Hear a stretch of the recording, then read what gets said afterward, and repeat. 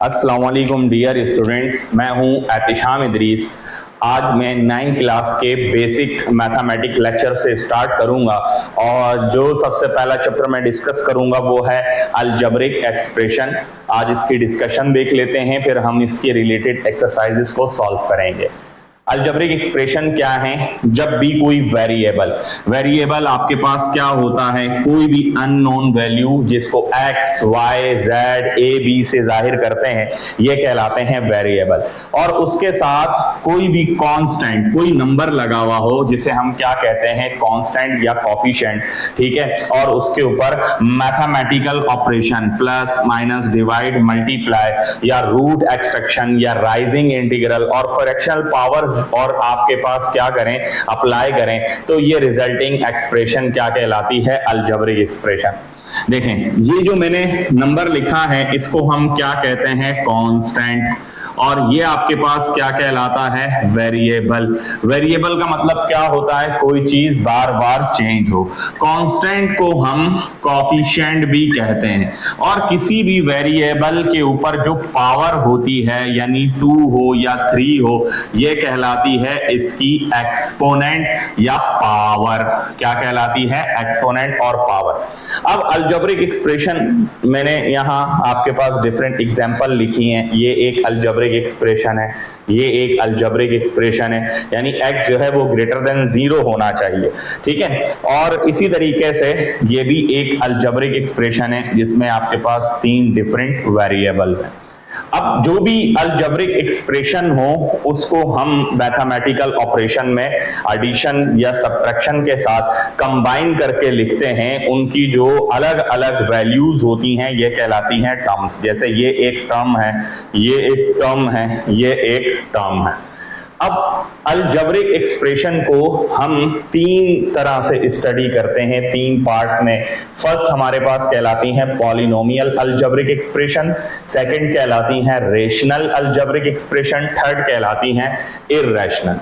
First part polynomial algebraic expression क्या होती हैं, जिसमें वेरिएबल क्या है, A B C X Y Z unknown values, ठीक है। इनकी जो पावर्स होती हैं आपके पास ये पॉजिटिव होनी चाहिए, यानी कि नॉन नेगेटिव इंटीजर्स हो, सही है। जिसको मैंने यहाँ डेफिनेशन में भी लिख दिया।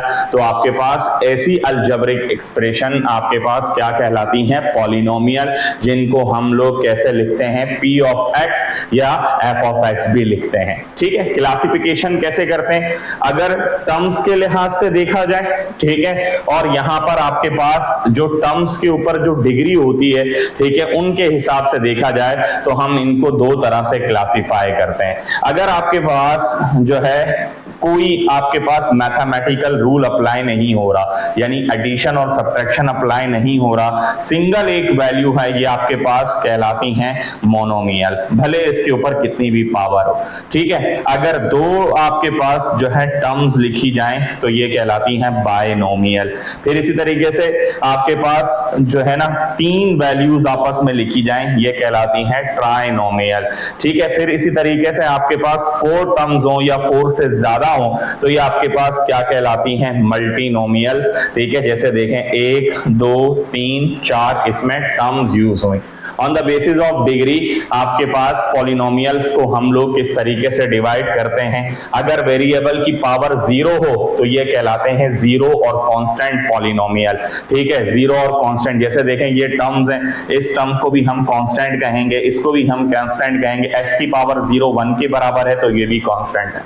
जब x की पावर 1 हो, ठीक है, यानी जो वेरिएबल है या है x की फॉर्म में है या y की फॉर्म में है या z की फॉर्म में है, a की फॉर्म में है, b की फॉर्म में है, c की फॉर्म में है, ठीक है। तो अगर उन x की पावर 1 हो, वेरिएबल की पावर 1 हो, जहां कुछ नहीं होता वहां 1 होता है, ठीक है, तो ये आपके पास क्या कहलाएंगी, लीनियर इक्वेशंस। जब आपके पास जो वेरिएबल है उसके ऊपर पावर 2 हो जाए, ठीक है, तो ये आपके पास कहलाती हैं क्वाड्रेटिक। फिर इसी तरीके से जो आपके पास इक्वेशंस हैं, ठीक है, इनकी पावर जो है, जो वेरिएबल है इनकी पावर 3 हो जाए तो ये आपके पास क्या कहलाती हैं, आपके पास क्यूबिक। फिर इसी तरीके से जो है 4 पावर हो जाए तो ये क्या कहलाती है, बाय क्वाड्रेटिक। अब बात कर लेते हैं 2 और 3 वेरिएबल वाली आपके पास जो है मौजूद हों पॉलिनोमियल्स। जरूरी नहीं है कि सिर्फ सिंगल वेरिएबल के साथ पॉलिनोमियल इक्वेशंस को लिखा जाता है। पहचान सिर्फ ये है कि आपके पास वेरिएबल्स की जो पावर्स हैं, एक्सपोनेंट्स हैं, वो पॉजिटिव इंटीजर होने चाहिए। ठीक है, अब यहां देखें x की, देखें ये पॉजिटिव इंटीजर है, ये भी पॉजिटिव, लेकिन 2 डिफरेंट वेरिएबल्स हैं। अब इनकी डिग्री कैसे निकालेंगे? इधर देखें, इसकी पावर 3, इसकी पावर 2, दोनों को प्लस कर दिया, डिग्री क्या आ गई? 5 आ गई। यहां मैंने लिख भी दिया हाईएस्ट सम ऑफ पावर्स। फिर आपके पास जो है पॉलिनोमियल्स विद 3 डिग्री वेरिएबल्स, देखें x y z, इसमें 3 वेरिएबल्स आ गए। अब इसमें जो हाईएस्ट डिग्री आपको निकालने का कहें तो कैसे निकालेंगे? ये फर्स्ट डिग्री ही हाईएस्ट है, 3 5 8, 8 और 2 कितने हो गए? 10। अब इसको गिने, ये कितने हो जाएंगे? 7। तो जो हाईएस्ट डिग्री ऑफ पावर्स होती हैं डिफरेंट वेरिएबल्स के अंदर, तो हम उसी तरीके से क्या फाइंड आउट करते हैं? इसके अंदर से डिग्री। अब बात कर लेते हैं रैशनल अलजेब्रिक एक्सप्रेशंस की और इर्रेशनल। ऐसी एक्सप्रेशन जिसमें वेरिएबल की पावर नेगेटिव हो। जैसे मैं आपके पास एक वेरिएबल लिखता हूं डिनोमिनेटर में, नोमिनेटर में आया, पावर नेगेटिव हो गई, तो ये एक रैशनल अलजेब्रिक एक्सप्रेशन है। या फिर आपके पास फ्रैक्शन की फॉर्म में लिखा जाए तो भी आपके पास क्या कहलाता है? Rational algebraic expression. यानी हर रैशनल अलजेब्रिक एक्सप्रेशन पॉलिनोमियल होती है, लेकिन हर पॉलिनोमियल रैशनल अलजेब्रिक एक्सप्रेशन नहीं हो सकता। क्यों नहीं हो सकता? क्योंकि देखें यहां पर हम अगर q ऑफ x 1 पुट कर दें डिनोमिनेटर में तो ये पॉलिनोमियल बन गया, लेकिन पॉलिनोमियल को हम रैशनल नहीं कह सकते। ठीक है, क्योंकि रैशनल होने के लिए हमारे पास जो है जो वेरिएबल्स हैं या फिर आपके पास जो है टर्म्स हैं, ये आपके पास फ्रैक्शन में होना हमारे पास लाजमी है। ठीक है, अब इर्रेशनल अलजेब्रिक एक्सप्रेशन क्या है?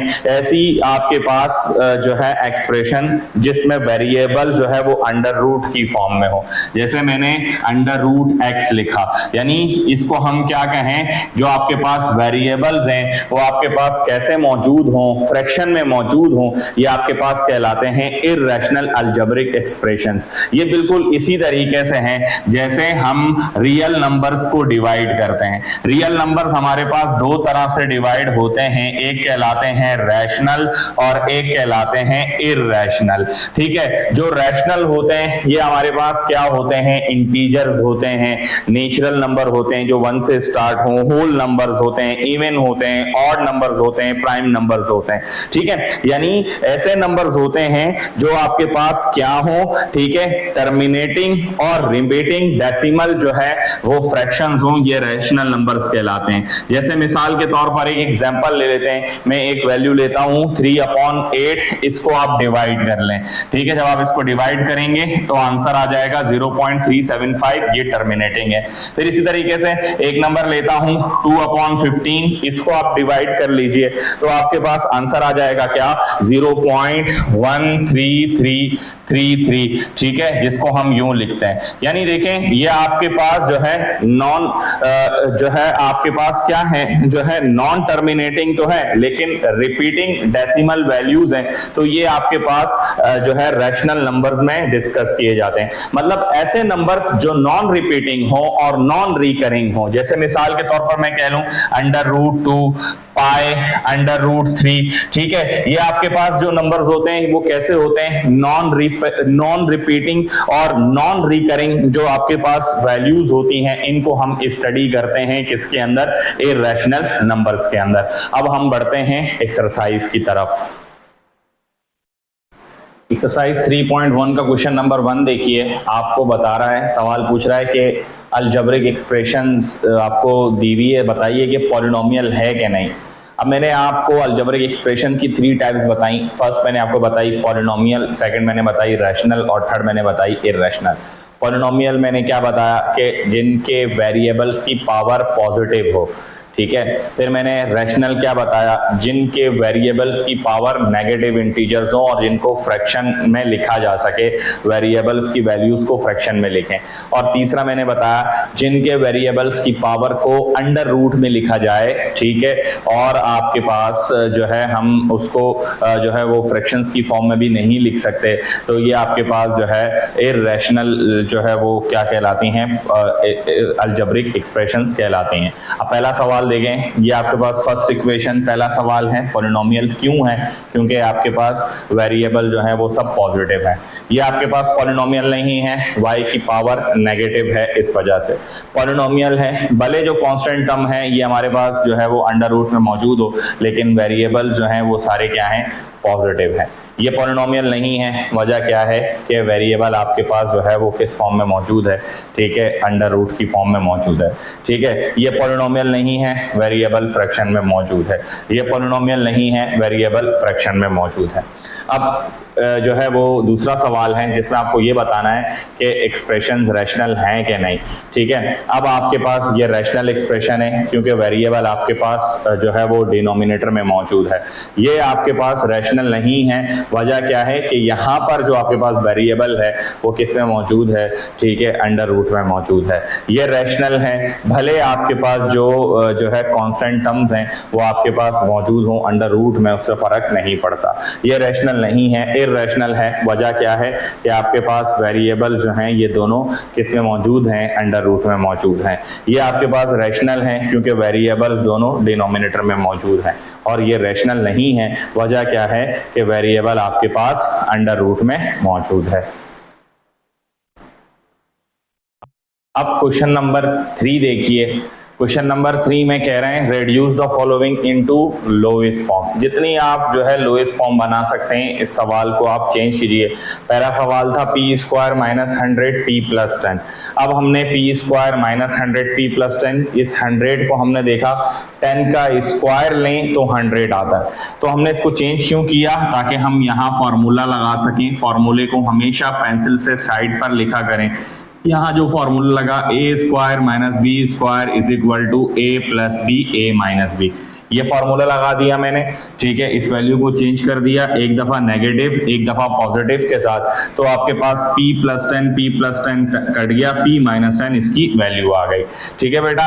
अब आप जो है अगला सवाल देखें, ठीक है। अगला सवाल हमारे पास क्या है, 3a square plus 3ab, 3a square minus 6ab plus 3ab का स्क्वायर। ऊपर से देखें कौन सी वाली टर्म जो है यहाँ से कॉमन आ रही है, ठीक है। आपने पहले सॉल्व लिखकर इक्वल टू का निशान लगाकर सवाल दोबारा लिखा, 3a कॉमन आ रहा था, ठीक है। पीछे यहां से क्या बचा, इधर से बचा a और यहां से क्या बच गई वैल्यू b। मल्टीप्लाई करेंगे तो दोबारा यही टर्म बन जाएगी। अब नीचे से देखें क्या चीज कॉमन आ रही थी, 3 कॉमन आ रहा था, पीछे अंदर वैल्यू क्या बची, a square plus 2ab plus b का स्क्वायर। अब देखें यहां भी फॉर्मूला बंद हुआ, कौन सा, a प्लस b का whole square is equal to a square plus 2ab plus b का स्क्वायर। ये फॉर्मूला बंद किया, इसकी 1 पावर और इसकी 2 पावर, इसमें से एक कट गई, a upon a plus b, इसका आंसर आ गया। अब थर्ड आपके पास क्वेश्चन देखिए। थर्ड क्वेश्चन है क्या, a minus B, a square plus A B upon में a प्लस b है 2a square minus 2b square, ठीक है। अब मैंने सवाल को दोबारा लिखा, ठीक है, इक्वल टू का निशान लगाकर। अब यहां से देखिए, अब यहां से हमने क्या किया, ठीक है, ये जो सवाल में वैल्यू थी, सॉरी ये मैंने जो है यहाँ से जो सवाल में यहाँ से देखिए जो a स्क्वायर था इसको यहाँ कॉमन ले लिया, a स्क्वायर को कॉमन लिया तो यहाँ से क्या बना, a माइनस बी, यहाँ से क्या बना आपके पास a प्लस बी, क्योंकि देखो यहाँ पर a स्क्वायर था, यहाँ पर a था, जब ये a बाहर आ गया, ठीक है, तो यहाँ से आपके पास क्या बच गया, ठीक है। इधर से देखें आपके पास एक a बचा, यहाँ से ये वाला a बाहर आ गया तो यहाँ से क्या बच गया b। अब डिवाइड में देखिए, ठीक है, a प्लस बी। अब इधर से 2 को कॉमन ले लिया, यहां से ये 2 को मैंने शुरू में ही लिख दिया, मल्टीप्लाई हो रहा था तो आपने इसको शुरू में लिख दिया, पीछे यहां वैल्यू क्या बची ए स्क्वायर माइनस बी स्क्वायर।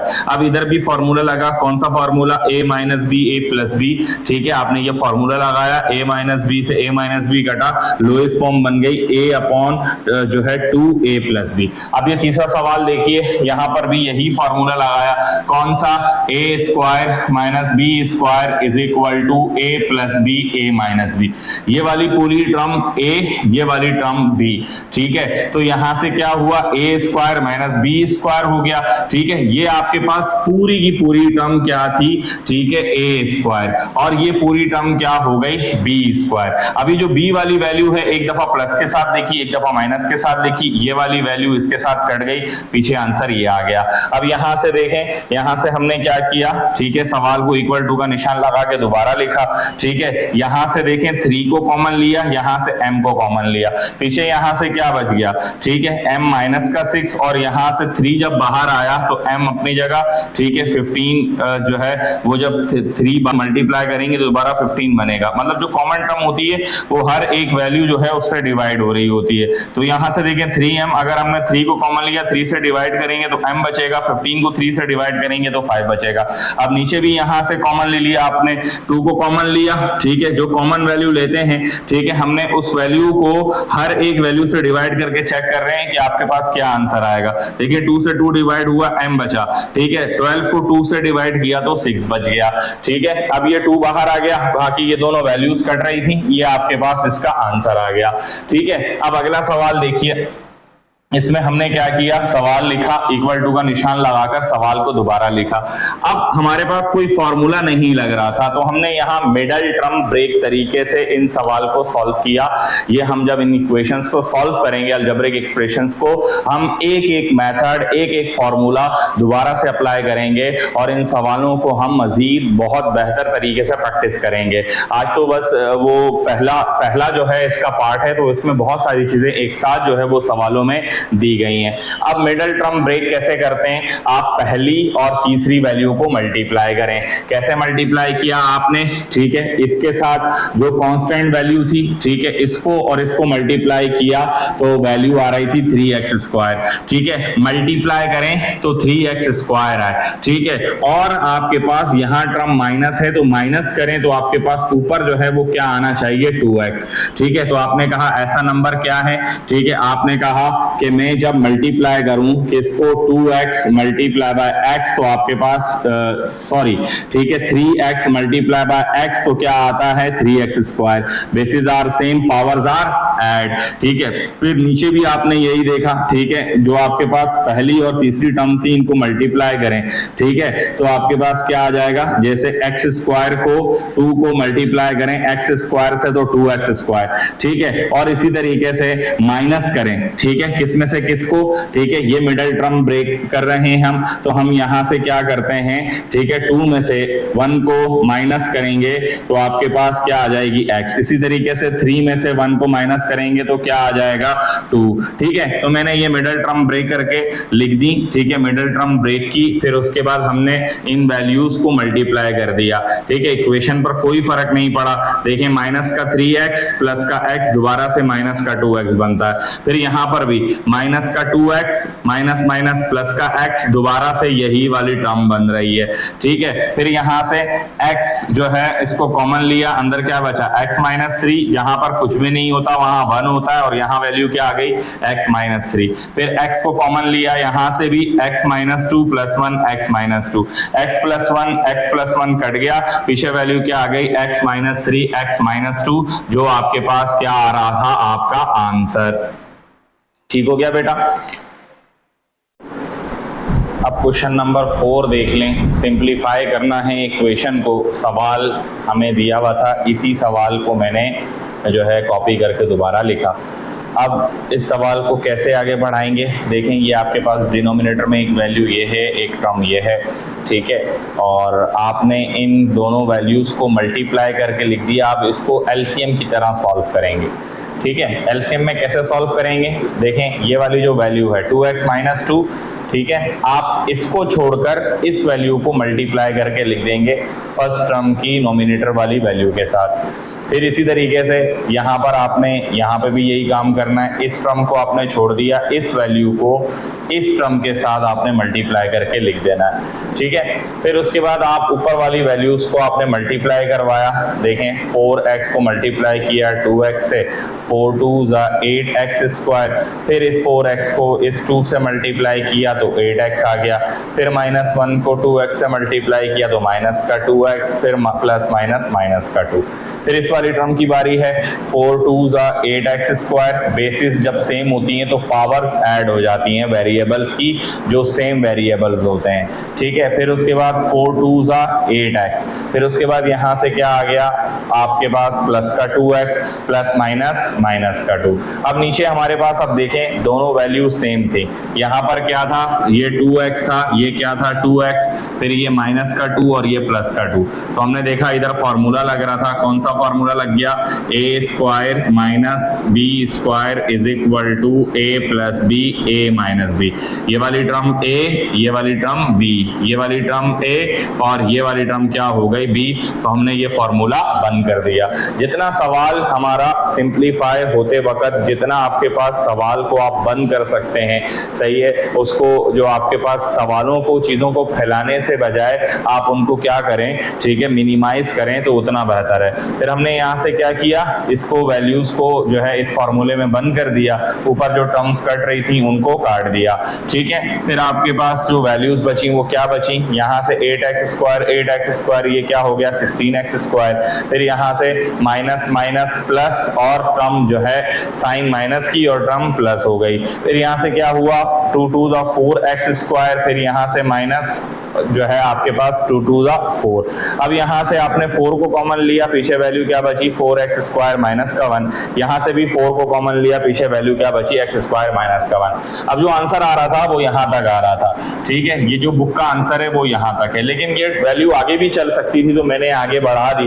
जैसे देखें ये 4x स्क्वायर को आप किस में बंद कर सकते हैं, 2x के होल स्क्वायर में माइनस का 1 का स्क्वायर, फिर यहाँ से x का होल स्क्वायर बाहर आ गया माइनस 1 का होल स्क्वायर, आपने फिर फॉर्मूला लगा दिया कौन सा, a square minus B square is equal to a plus B a minus B, और आपके पास ये सिंप्लीफाई होके सिंपल जो है वो वेरिएबल्स जो है वो x की पावर 1 में आपके पास जो है लीनियर इक्वेशन की फॉर्म में आ गए, ठीक है।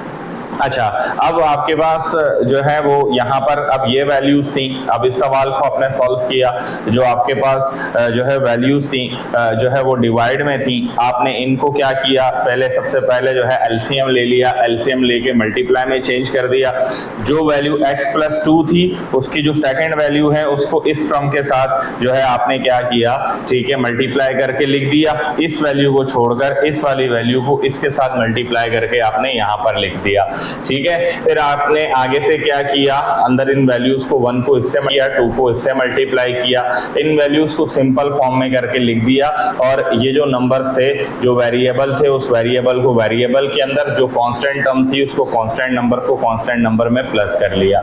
मजीद सवाल भी इसी तरह सॉल्व होंगे, प्रैक्टिस कीजिए, ठीक है। उम्मीद करता हूँ कि आपको ये 9th क्लास का फर्स्ट लेक्चर जो है मैथ का वो समझ आया होगा। तो बेटा जो चीज़ जो है आपको समझ में नहीं आई हो वो आप कमेंट सेक्शन में मुझसे पूछ सकते हैं। मज़ीद सवालों की प्रैक्टिस कीजिए, अपना बहुत सा ख्याल रखिएगा। अल्लाह हाफिज़ व नासिर।